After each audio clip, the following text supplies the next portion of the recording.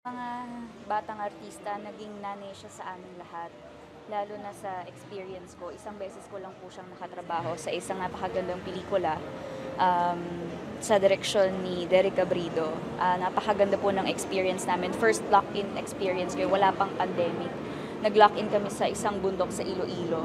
Tapos, ah, parang hindi ko alam kung anong mood ni Miss Nora noon, pero pinagluto niya kaming lahat ng Bicol Express.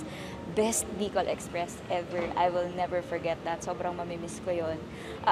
Syempre, more than the Bicol Express, yung pagiging nanay niya talaga sa amin. Napaka-nurturing niya talaga. Napaka-generous niyang aktor. At ang natutunan ko po talaga sa kanya, huwag kalilimutang batiin ang pinakamataas hanggang sa pinakamababang tao sa set. Thank you. Talaga tinuro niya sa inyo yung Opo, pagiging opo. respectful. Oo, talagang down to earth talaga, na hindi natin naakalain na magagaling sa isang superstar. Pero di ba, pwede na kwento ni Direk Joel, parang ang dami niya natutunan kay ano. Opo. So, no, habang Parang, pinapakinggan mo yung opo, kwento parang ni Direk pare-parehas Joel, po kami ng experience po talaga kay Miss Nora. Kaya alam mong wala talaga siyang pinipili tao. thank you, Thank you so much. Thank you.